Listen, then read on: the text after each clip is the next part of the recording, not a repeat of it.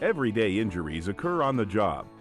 These injuries may be preventable by simply wearing personal protective equipment, wearing it properly, and knowing when to wear it.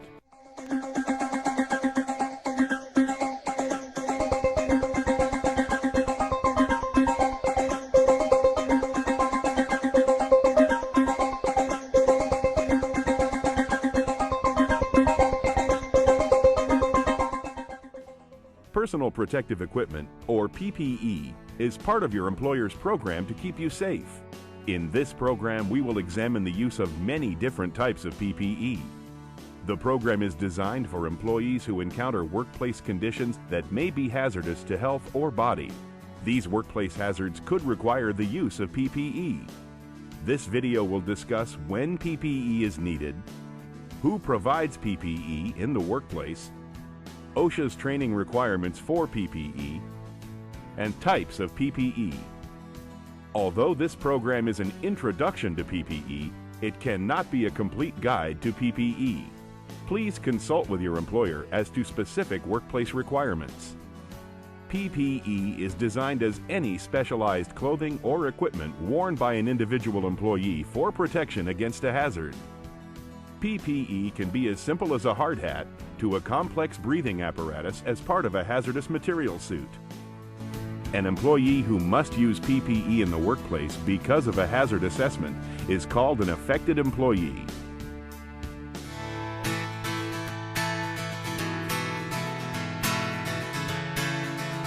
OSHA requires the use of PPE to reduce employee exposure to hazards when other workplace controls, such as engineering and administrative, are not feasible or effective in reducing the exposure to acceptable levels. Employers are required to determine if PPE should be used to protect their workers.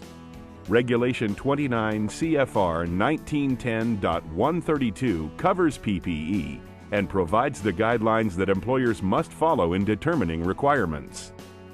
Specific PPE, such as eye and face protection, respiratory protection, head protection, and others, are addressed in separate standards in the OSHA manual.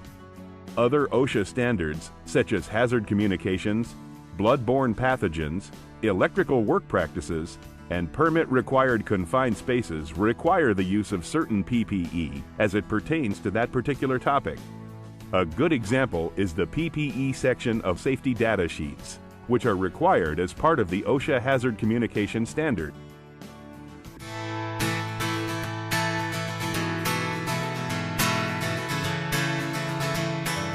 OSHA has mandated that employers must pay for the protective equipment, including personal protective equipment that is used to comply with OSHA standards in the workplace. Regardless of the PPE being used, OSHA requires it to be used and maintained in a sanitary and reliable condition. In addition, the PPE must be of safe design, reliable, and constructed for the work to be performed. When employees bring their own PPE to the job site, the employer is responsible to make sure the PPE is adequate for the job and for the proper maintenance and sanitation of the PPE. Employers are only responsible to provide the minimum level of PPE necessary to comply with the workplace requirements. If the employer decides to use upgraded PPE to meet these requirements, they must also pay for that PPE. If an employee asks to use a different PPE than that provided by the employer, and the employer decides to allow him or her to do so, the employer is not required to pay for the item. An employee's use of PPE they own must be completely voluntary, and the PPE must meet the minimum requirements set by the employer. OSHA made a few exceptions when the employer does not have to pay for PPE. Protective equipment employers are not required to pay for. Ordinary safety toe footwear and ordinary prescription safety eyewear, as long as the employee is allowed to wear these items off the job site. Shoes with integrated metatarsal protection, as long as they provide and pay for metatarsal guards that are attached to the shoes. Logging boots, but leaves the responsibility for payment open to employer and employee negotiations. Everyday clothing such as long sleeve shirts, long pants, street shoes, normal work boots, and other similar types of clothing. Replacement PPE when an employee has lost or intentionally damaged PPE issued to him or her. Employees may be required to pay for such replacement. However, employers are required to pay for replacement or upgraded PPE used to comply with OSHA standards.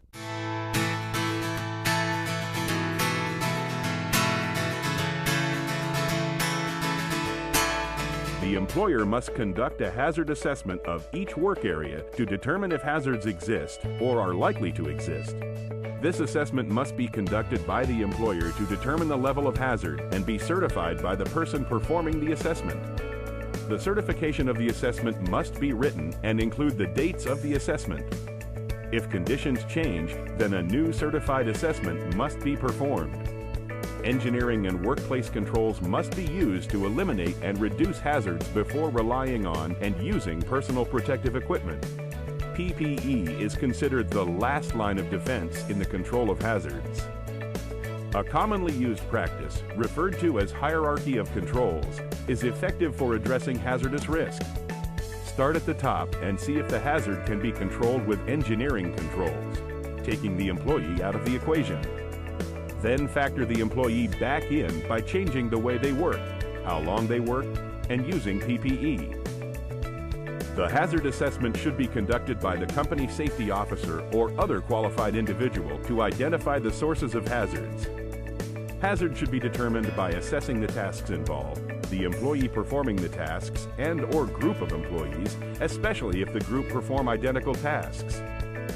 Basic hazard categories that should be considered include, but are not limited to, impact, penetration, compression, heat, harmful dust, and light optical radiation.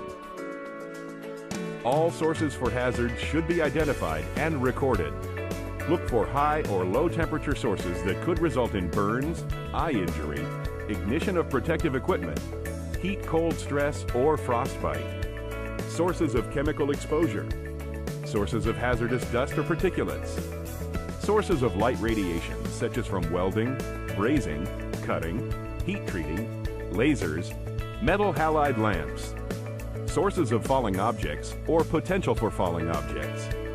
Sources of sharp objects which might pierce the feet or cut the hands. Sources of rolling or pinching objects which could crush the feet. Sources of any electrical hazards.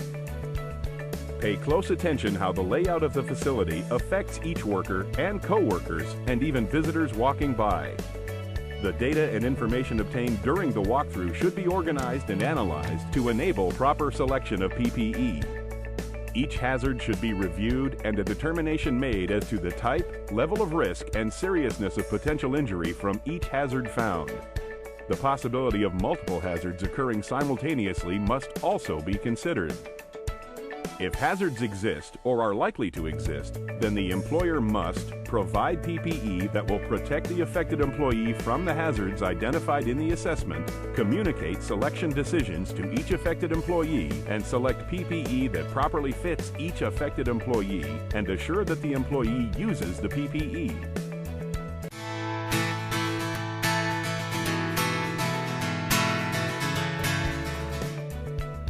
OSHA regulations require the employer to provide training for each employee who performs tasks that require the use of PPE. Training is to cover the use of the PPE and its limitations. Each affected employee must demonstrate a satisfactory understanding of the training and the ability to use PPE properly. This requirement must be met before the employee is allowed to perform the work that requires PPE use. Employees must understand when PPE is necessary, what PPE is necessary, the limitations of the PPE, how to properly put on, take off, adjust, wear, and inspect PPE, and the proper care, maintenance, useful life, and disposal of PPE. The employer is required to retrain employees when changes in the workplace render previous training obsolete or when the job requirements change and the PPE type changes. If an affected employee's knowledge or use of assigned PPE indicates that the employee has not retained a satisfactory understanding of the training or the necessary skills, They must be retrained. All training must be verified and should state that each affected employee has received and understood the required training via written certification. The certificate should contain the name of each affected employee trained, date of the training, and subject of the training.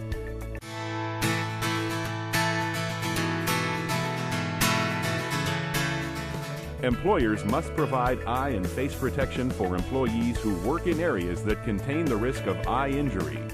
The eye protection must pass ANSI Z87.1-1989 requirements as a minimum. Employees who wear prescription lenses must wear protective devices that incorporate the prescription in its design or wear eye protection designed to be worn over the prescription eyewear, such as goggles. Eye protection is provided in many forms for better protection from the different hazards. Safety glasses are made with either metal or plastic frames and are used for moderate impact from particles produced from carpentry, grinding, scaling, etc. Most tasks require the glasses to have a side guard. Goggles protect eyes and the surrounding facial area from impact, dust, and splashes.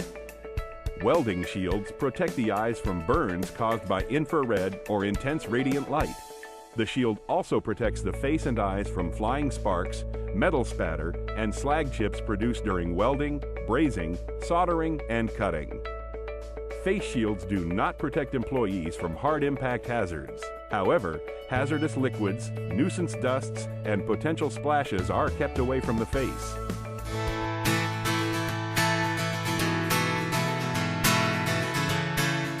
Respiratory protection is an important part of PPE. Respirators protect the lungs from atmospheres contaminated with harmful dust, fogs, fumes, mists, gases, smokes, sprays, or vapors. Contaminated atmospheres should always be first prevented by engineering control measures before the use of respirators. Respirator use should always be the last resort. The employer must provide the respiratory protection gear required for the atmosphere the employee is going to work in. A dust mask or filter facepiece are negative pressure particulate respirators with a filter as an integral part of the facepiece, or the entire facepiece is composed of the filtering medium. These masks provide the least protection of any respirator and are the least sophisticated. Different masks have different degrees of filtering capabilities. The instructions on the mask will tell how efficient the mask is. An APR, or air purifying respirators, contain a purifying filter cartridge or canister that removes specific contaminants by passing ambient air through the air purifying element. An ASR, or atmosphere supplying respirator, has an independent source of breathing air supplied to the respirator. Two types of atmosphere supplying respirators are SARs and SCBAs. An SAR, or supplied air respirator, has an air source that is a distance away from the employee and is supplied by a hose. The user is limited by the length of the hose. An SCBA, or self-contained breathing apparatus, is a mobile unit that is designed to be carried by the user. Air tanks must contain a minimum of 30 minutes of breathing air. An employer must provide training on the respirator and have a satisfactory respiratory program as required by OSHA. This program includes fit testing and medically qualifying all employees before they ever use a respirator. Before each use, respirators should be fit tested. The facepiece should seal around the jaw and face. Any facial hair that prevents a tight seal must be shaved. A tight seal prevents contaminated air from entering the mask and being inhaled by the employee. Be aware of the limitations of a respirator, why it is necessary, how to use it properly, procedures for maintenance and storage, and how to recognize medical signs and symptoms that may limit or prevent effective use.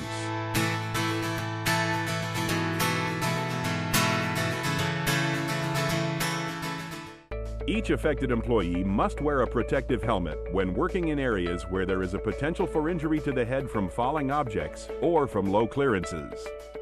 The employer is responsible for providing the necessary hard hat for the job. Head protection is divided into 3 classes: Class C, E, and G. Class G hard hats, which were formerly Class A, are for general service such as mining, building construction, lumbering, and manufacturing. This class provides good impact protection, but limited voltage protection only up to 2200 volts. Class E hard hats, which were formerly Class B, are manufactured for tasks around high voltage lines. The Class E hard hat will protect against falling objects, electrical shock, and burns. It provides voltage protection for the wearer up to 20,000 volts. Class C hard hats are designed for comfort and limited protection against bumps, but not falling objects. These are sometimes referred to as bump hats. Hard hats provide features that protect the head from impact by providing a hard shell that resists and deflects objects from hitting the head. The suspension system inside the hat acts as a shock absorber against falling objects. Some hard hats insulate against electrical shock. A metal hard hat is outlawed at most construction sites and facilities since it offers no electrical protection. Hard hats shield your scalp, face, neck, and shoulders against falling fluids. Some can be modified by attaching face shields, goggles, hoods, or hearing protection. It is the employer's responsibility to ensure hard hats provide sufficient protection. Hard hats should be removed from service if the suspension system shows signs of wear or no longer holds the shell away from the head. Inspect hard hats before each use for cracks or deformations. Never wear a cracked or deformed hard hat. Limit use of paints or stickers on a hard hat shell, which can hide signs of deterioration. Although it is good practice to clean hard hats, some cleaning agents, solvents, and paints can compromise the integrity of the shell as well as eliminate electrical resistance. Follow manufacturer's recommendations for cleaning.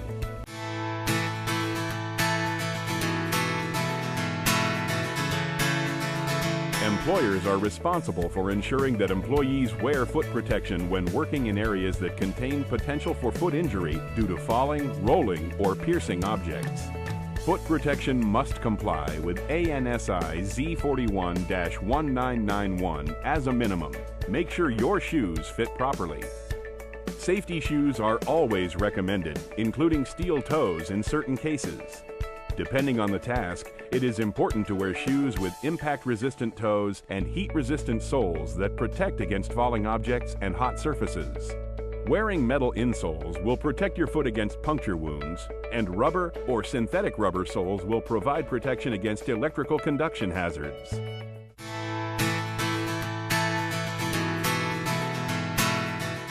There are many injuries that can happen to the hands. OSHA requires the employer to provide hand protection appropriate for the job. Gloves come in a variety of types and sizes. Different gloves protect the hands from different hazards. Choose the glove appropriate for the job. Cotton gloves offer protection against dirt, grease, and paint while letting the hands breathe. Some are dipped in PVC to allow better grip on objects. Leather gloves are made from a variety of different hides. They offer varying levels of protection from abrasions and offer flexibility and better grip. Plastic gloves, such as latex, neoprene, nitrile, and PVC, protect the hands from chemicals, fluids, and cuts, as well as providing flexibility and durability. Gloves should be inspected before each use for cuts, cracks, holes, and tears. If any of these exist, the gloves should be thrown away and replaced. Specialty lineman's gloves are to be worn around electrical hazards. These gloves provide protection from electrical shock.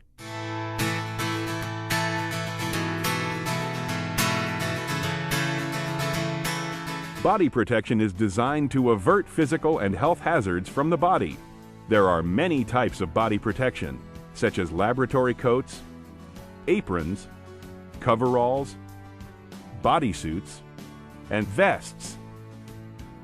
Body protection provides resistance to cuts, splashes of hot metal or liquids, impact from tools, material, and machinery, hazardous chemicals, and radiation. Heat stress is a major concern for employers whose employees wear certain types of body protection, especially when worn in hot environments. Heat stress can be dangerous. Always be aware of the symptoms of heat stress when working in hot environments or with body protection. Always be aware of your surroundings when wearing body protection. Body protection can sometimes have loose parts that can get caught in machinery.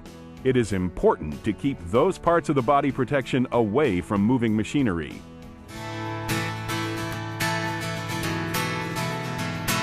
Exposure to excessive noise depends on several factors. How loud is the noise as measured in decibels? What is the duration of exposure to the noise? Is the noise generated from multiple sources or a single source? The general rule is that the louder the noise, the shorter the exposure time before hearing protection must be provided. OSHA requires hearing protection if employees are exposed to 85 decibels or greater. If you cannot hear a fellow employee in an area without shouting, then you probably need to be wearing hearing protection in that area. Ear muff, ear plugs, and canal caps are some examples of hearing protection. Ear muffs fit over both ears and reduce noise 15 to 30 decibels depending on how they are manufactured and fit. Earplugs are inserted into the ear and completely block the canal. Earplugs reduce the noise 15 to 30 decibels depending on manufacture and fit. Cotton is not considered an acceptable hearing protection device.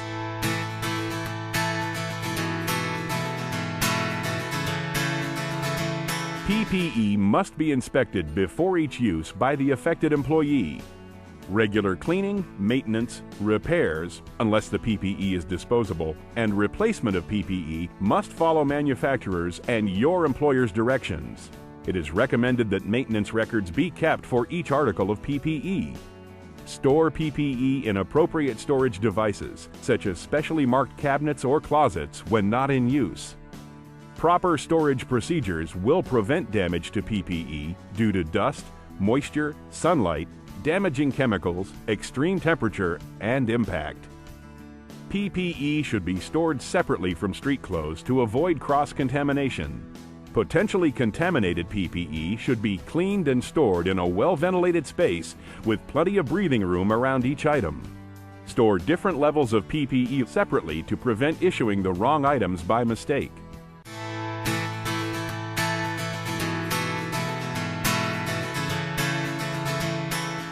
Personal protective equipment is designed to protect employees from workplace hazards that can cause injury or illness. OSHA requires the employer to implement a written hazard assessment program. Written certification of the hazard assessment should identify the workplace evaluated, the person certifying that the assessment has been performed, and dates of the hazard assessment.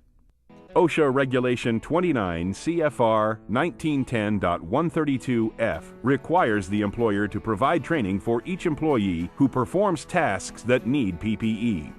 PPE protection can include head, face, eye, hand, feet, respiratory, and body. PPE should only be used as a last resort after engineering and administrative controls have been applied. PPE must be inspected before each use by the affected employee. Regular cleaning, maintenance, repairs, unless disposable, and replacement of PPE must follow manufacturers and the employer's directions. Maintenance records should be kept for each article of PPE. Store PPE in appropriate storage devices, such as in specially marked cabinets or closets when not in use. Remember, PPE is there for your use and protection. Use it correctly. It could save your life.